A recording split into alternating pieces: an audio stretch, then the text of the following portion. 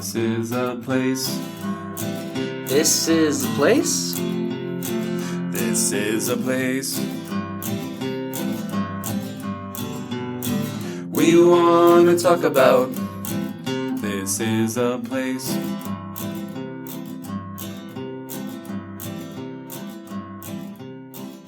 Thank you for listening to This is a Place podcast. My name is Brandon. I'm joined by a man who has been trying to conjure up a good opening joke from one of his favorite comics, but he keeps getting ghosted. Nate. And which comic is that? I was thinking Mitch Hedberg. Hedberg. Yeah. Yeah. I brought up one of his jokes the other day. Which one was it? I don't know. He has so because you got ghosted, so you don't have it. Well, we also are joined by some guests today. We are here at the Conjuring Tree doing an episode actually in the store itself. We're joined by Jeremy and Andy. We're happy to be here with them and to hear about their store. Thanks for doing this, you guys. You're welcome. We're glad to have you here. So tell us about your store you have here. What is it and what can people expect from it?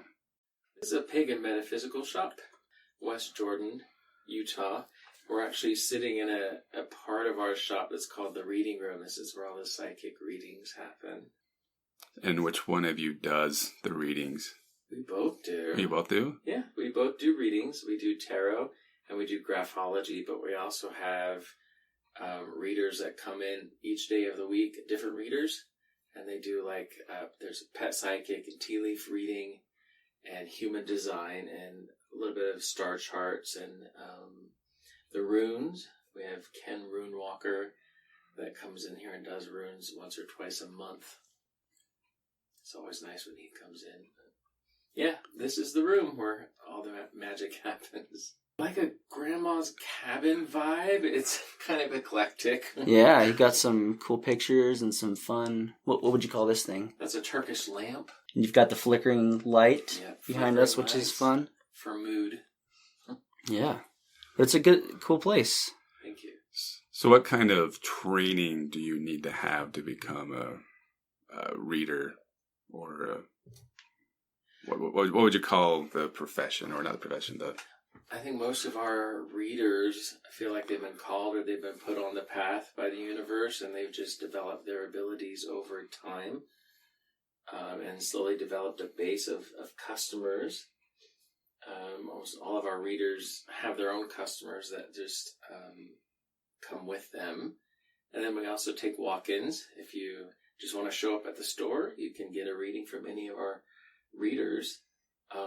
In some cases, like Ken Rune Walker, there are some initiations that you can go through if you're studying a particular path, like the Norse path, Druidic path. And how did you get into it? I've always been spiritually sensitive, but I guess I had my awakening in 2014, and suddenly I was having these wild dreams and hearing things that were not normal and feeling things that were odd. And I just started studying about it, studying energy dynamics. And then I studied psychology in college, and it kind of all came together for me. So with lots of study, and I've just been drawn to the pagan pathway. Did the two of you meet through this interest in the pagan and the readings and stuff, or how did you guys meet? Andy and I? Uh-huh. We just met. We went on a date. Okay. And we were talking about fantasy novels, and that for us, that was the thing that we had in common, and we just talked all night about fantasy. Okay. But very quickly, it's hard to avoid the subject of, you do tarot? Tell me more about that. And then right. What pathway are you on? And I guess it was a part of our dating. And then before we got married, we knew we wanted to have a store together and to help other people find their path as well. So this store is kind of our dream. We've been working on it for years. How long have you guys been in the store? We opened the store a year ago, a little over a year ago. But we were doing booths and trade shows for 4 years before that. So we've been building our brand for a while. How'd you come up with the name? It's a hail to Celtic tradition. where the Celtic tribes always met together around a tree, particularly the oak tree. And so we thought, well, that's an easy name if we want our store to be a gathering place. Well, or the Conjuring means to gather or to bring into being. So the Conjuring Tree was just a natural choice for us. So it has nothing to do with the movies. See, I said the same thing when I first came in. I think about the picture of the first Conjuring movie, and I see that tree, and I'm like, oh, maybe it's from that. But the hanging tree, I know. But that actually had nothing to do with when we were thinking of the name. But we're like, are we going to run into this later? Maybe not. Well. Was there, how many Conjuring movies are there now? 2? There's like 3 main ones and then a bunch of offshoots. And I'm supposed to be doing another one, I think. So, have you guys seen the movies then, I assume? Oh, yeah. Okay. It's a great series. Okay, cool. Do you guys like watching those types of movies and shows? Or? Oh, yeah. Okay, good. Anything that has to do with possessions and demons, I love it. Yeah. That's my jam. Yeah, me and my wife as well. We love those movies. Yeah. Especially this time of year, but I always watch Well, those are going back to Halloween being year-round, like we made a comment earlier. Yeah, you can watch horror movies and paranormal movies year-round, in my opinion. Agreed. Well, I think it's awesome that, I followed you guys, I think, since you began, before you were in the shop. You were working out of your backyard, right? Yeah, we have a wood shop in our garage, but we didn't have enough space. We needed more, so we built this little witch hut. Just a 200 square foot witch hut in our backyard with the pitched roofs and the Tudor style planking everywhere. And that's what we used at first as our little store. We're like, geez, this is too small. We need a real store. That's great that you had that success early on. You're like, hey, it's time to expand. Do you guys still do the woodwork stuff from within the house then, from in the shop there? Yeah, we sure do. Yeah, we make our own wands out of 60 different woods from around the world. Oh, wow. We do a lot of woodwork, like cutting boards, and I make obsidian knives with wood handles. See, now I'm trying to think of all the things we do. There's too many things to just name. Like lately, I'm making brooms. I weave my own witch brooms. So we haven't talked much. We've talked about the inception of the store and everything, but tell us about the actual store itself as the different products and things you guys have here. Well, it's on the corner of Redwood Road and 7000 South. And we try to represent as many pagan pathways as we possibly could. So we have a lot of Eastern traditions. We have Native American traditions represented, Norse and Celtic and Egyptian. We even have hoodoo and voodoo, Santeria, neo-pagan pathways that are more popular here in the United States. Lots of herbology and tea, and a huge book section. I don't know if you've had a chance to browse through it, but we really try to represent every pathway in that book collection as well. And the curiosities cabinet is pretty cool too. Lots of skulls, claws, and snake vertebrae and such. Where do you get a lot of the stuff from?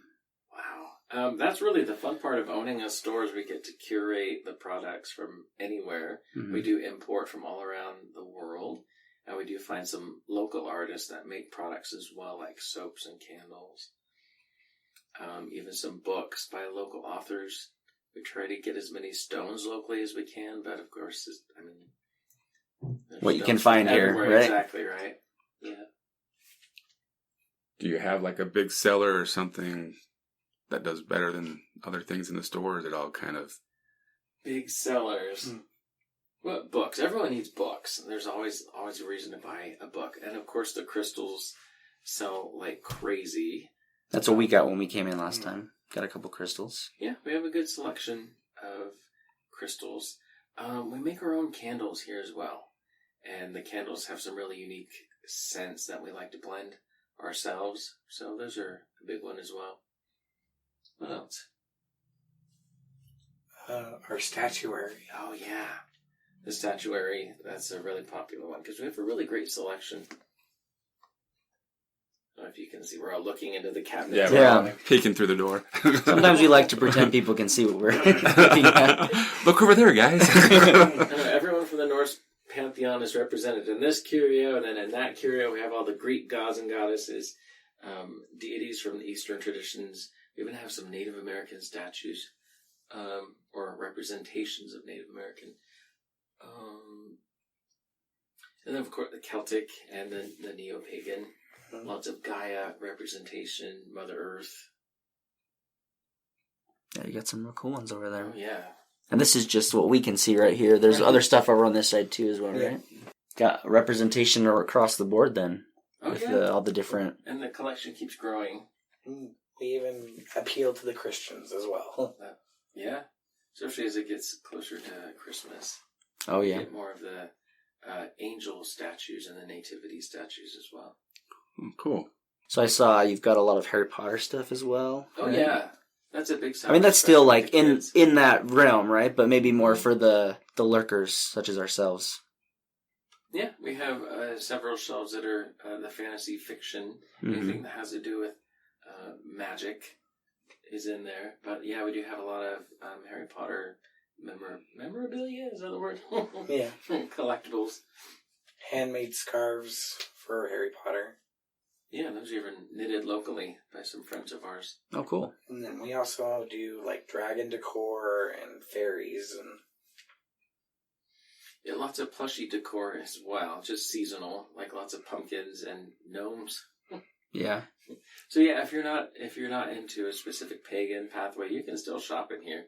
Yeah. There's lots of fun stuff to see and to buy. Do you guys do anything special or have anything special planned for around this time of year, or like you said, for Christmas? Well, we're going to be open most of the big shopping holidays, right? And so we do have our Christmas decor is gonna, don't kill us, is gonna go up this week. So we're gonna have a mix of the fall and the winter time holiday decor. Getting into it early like all the other stores. I know. Where was I?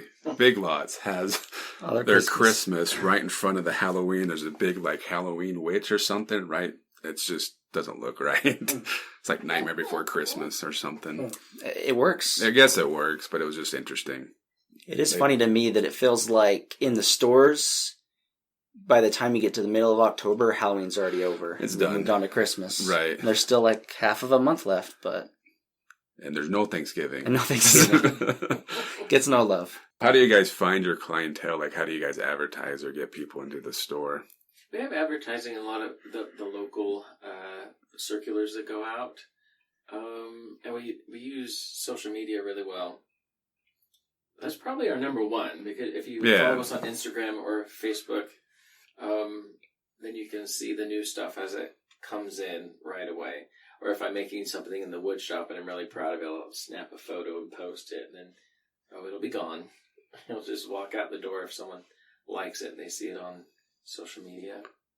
Our readers advertise as well. They do their own advertising. So they'll just tag us. Come find us at the Conjuring Tree today. Cool. Yeah. Do you ever do signings or anything like that in here? Signings. I haven't thought of that. Like book signings? Mm-hmm. Hey, if anyone wants to sign your book, come on over to the Conjuring Tree. I'll sign a book. You wrote a book? No, just somebody You book. Give me a Harry Potter book. I'll sign it. So, if somebody wants to do a reading, how does that work? Do you call in and schedule an appointment, or you mentioned you can just walk in and say, "I want a reading"? Well, first, I would check our website, theconjuringtree.com. We have our calendar right there on the site. You can see who's in the store. But you can also just call ahead and see if we have any openings. Also, Andy and I are always here, and we do readings as well. So it's not just our guest readers that are available. So we have multiple readers that you can have throughout the day. I've never done a reading, or I don't have a really good concept of what it is. What does someone get when they do a reading? Well, I guess it depends on who you have doing the reading for you. But if I were doing a reading for you, I like to take a handwriting sample, just get a few lines written out on an unlined piece of paper, and I would start that way. Then I would also do a tarot spread on top of that, and we would talk about how you handle money matters or relationships or how strong your boundaries are. We can talk about past traumas or how you think about the future, how your plans are going. And I always like to take questions. Like if you have any concerns that you're mulling over or thinking about, we can talk about that as well. And the cards usually just tell the story. So it kind of can be therapeutic in some ways, like kind of a therapy. Totally. This is definitely a therapy session. Also, like, way to find some guidance in your life, sounds like. Yeah. I see tarot really as like a self-reflection. Gives you a chance to look at yourself from an outside perspective. It helps just kind of mull things over.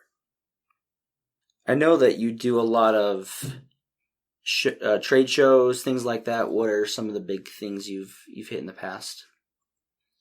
Well, we just did the Crazy Daisy holiday show. I guess it's the fall boutique. The Renaissance Festival is super fun. We do that every year. We get a lot of business through that. Local farmers markets. What are some of the other ones that we like to do? Like the local Empower You expos. Pagan Pride used to be a big thing. They used to have that every year. That's where we got our start. Mm-hmm. We went to a Pagan Pride and we just were right at home. We didn't realize that there was such a big pagan community in Salt Lake City. That really inspired us. We're like, I think we can make this work. We can make a store out of this.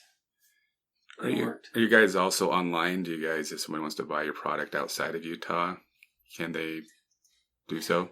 We started up doing that, and then we got so busy with the store that kind of fell away. But that's actually the next phase, is to get our online ordering up and going. So check the website soon. We'll have that going. theconjuringtree.com. It's a kind of a niche thing you guys do. I know there's other shops throughout Salt Lake. I've been to one other one. I won't mention them because we're talking about you guys, obviously. But what does set you apart from maybe some of those other shops? Our customers comment on our vibe. What were you going to say? You looked at me like you were going to say something. That's exactly Is what that I was it? saying. Yeah. Your vibe. The vibe in here is welcoming. Yeah. We have all paths represented and not just one. And like we talked about earlier, you don't have to be on any pagan pathway to enjoy shopping in the Conjuring Tree. And I think that's what sets us apart. It's just really open, friendly, accepting, all paths represented. Yeah, the other one I went to, I didn't feel that, to be honest with you. I mean, I went in just asking questions, and I felt like I went in there and I should have known what to expect, and I should have had the answers already. But here, I feel like you can come in and ask the questions, look around, and, there's no judgment, no looking down on someone coming in, so it does have a good welcoming vibe. So kudos to you guys. No judgment. That's exactly how we feel. And when we cleanse and activate our space, ritually speaking, we specifically want our place to feel like coming home. We want it to be a familiar feeling to everyone that comes in, because everyone has a spirit. We all feel that we have a higher power, right? And so we want everyone to connect with that when they come into the shop. Not every shop has that. Mm-hmm. I think other shops in the valley may have a very specific pathway that they want to cater to, and that's their prerogative. But we welcome all. Everyone's welcome here. We talked about phasing into the online ordering. Do you have any other blue sky ideas or hopes for your 5-year plan? We knew in the very month that we opened that our cute little shop was just too little and too cute. We want to have a bigger space where we could have classrooms, reading rooms, maybe a cafe. You said blue sky, so I'm like, let's have a cute little why not? Cafe where we can serve bread and cheese. That sounds awesome. And tea, a little tea shop, in addition to just the products that we order. And we do want to expand our product lines as well. But we're doing well with what we have, our cute little shop. We like it. Do you have a busier time of the year? Would you say this is your busier time, or is it pretty steady throughout the whole year? Well, we've been here for a year, and last year in November and December was really busy for just the two of us.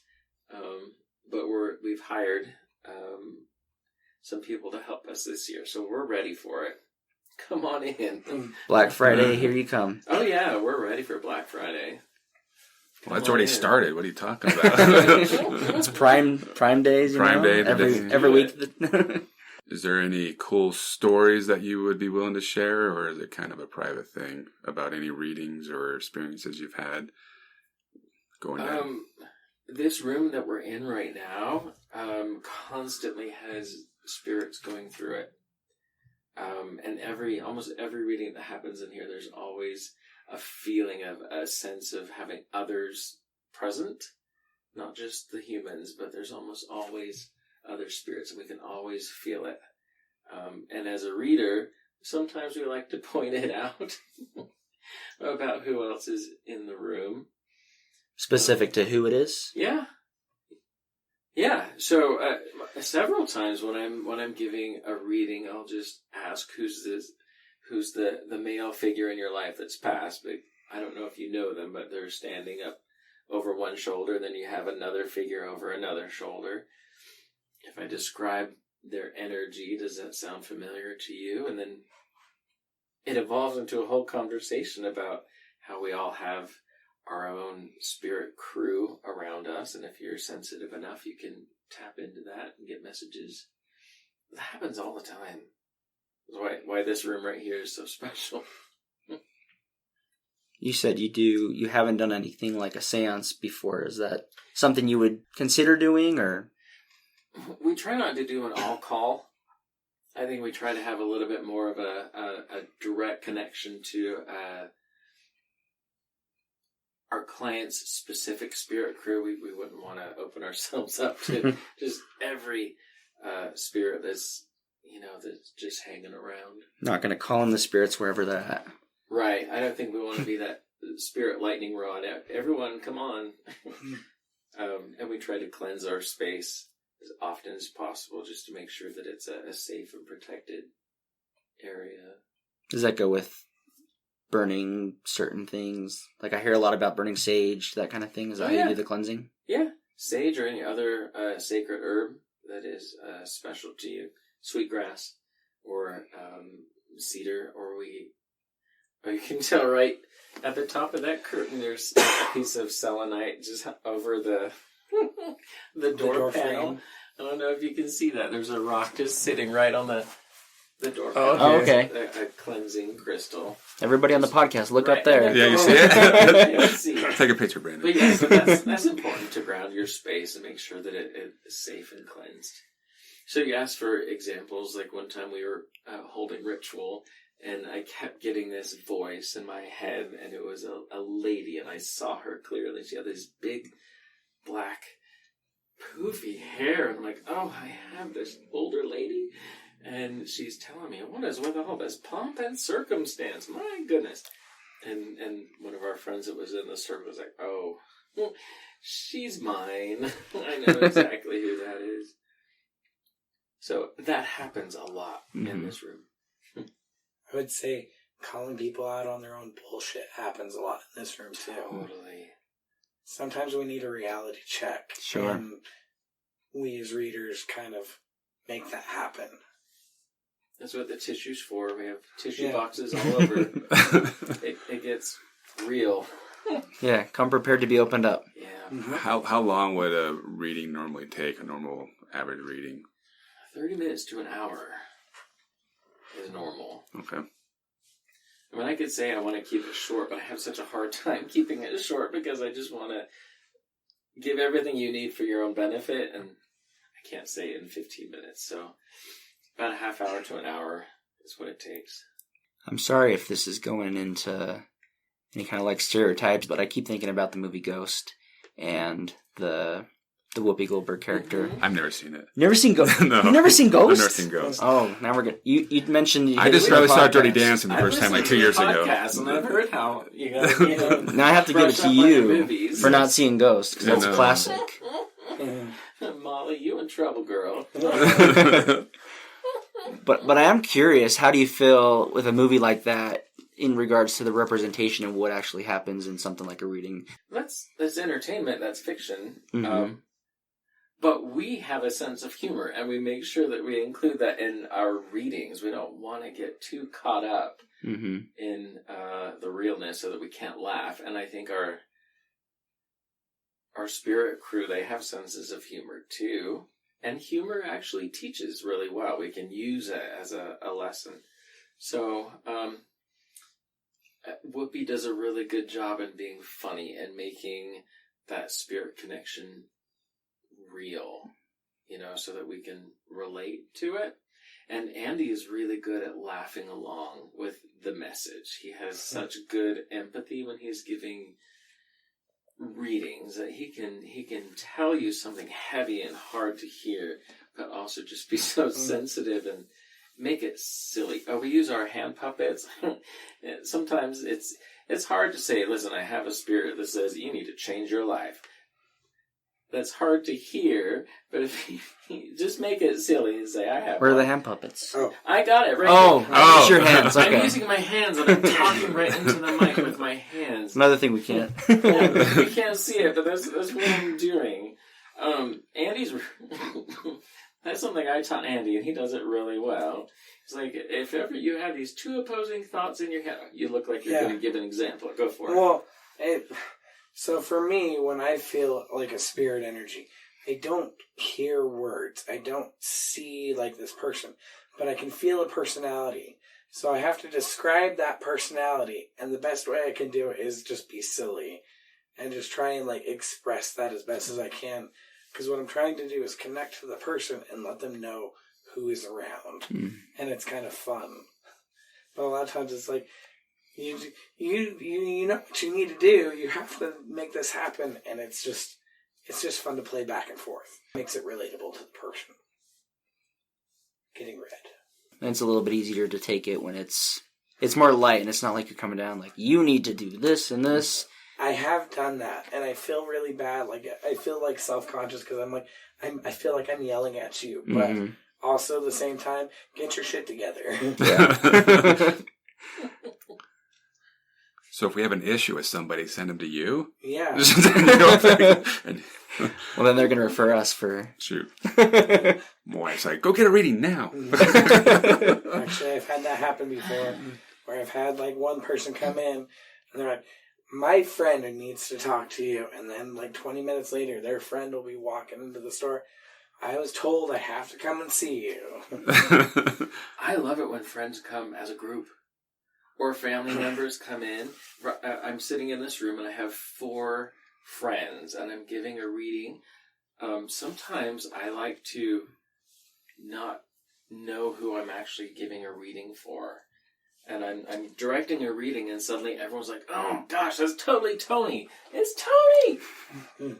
And then I'll kind of veer off and give a different reading, and then I'll be like, I feel like this is for you, and then point to a specific one. And not everyone wants to hear the message. Maybe we're not ready to hear the message, or maybe it's something that we're just opposed to. We're angry, and we just don't want to face the truth. But if you're with friends and family, then they'll be like, oh yeah, that's totally you. You need to work on this. And it makes it easier to take the message as a group or a family member. I will say, one thing to not expect when you come in for a reading, don't expect us to read your mind. That's just not the way it works. I know a lot of people have that misconception about when they're getting read by someone, that we can just instantly just read your mind and what's going on in there. No, that's not what this is all about. It's all about you getting growth for your own self. And if you come with that mindset, it's not going to be beneficial to you. I guess you could do interventions here. You could do... You said you've done a girls' night out before. So many. All that kind of stuff. So many, yeah. multi-generations. We've had like 3 or 4 generations of ladies come in. Oh, really? As just, yeah, they usually get some food. Get some food first and then come in for a reading together. Makes it special for everybody. And we've done parties, like girls' parties, right? Mm-hmm. Getting out and doing a private party. So if you ever have like a company party or just like a group of like 15, 20 people, and you're like, hey, I want to book you for a reading, just let us know. Parties, yeah, those are fun. See, that's why you guys got to do the expansion, because then you could have a whole space for that. Yeah. And you have the food, the cafeteria, all that. I would love that. That would be fun. That's the big dream. Let's make it happen. Now I was going to say, I think it's time you come in for a reading, because you got some issues to work through. Yeah, I don't think they're fixable. Just kidding. Well, thanks for having us. It's a cool place to come and check out. I think there's something for everybody here, for sure. Yeah, you're right. There's something for everybody. Come on in. Thanks for listening to This Is a Place podcast. See you next week.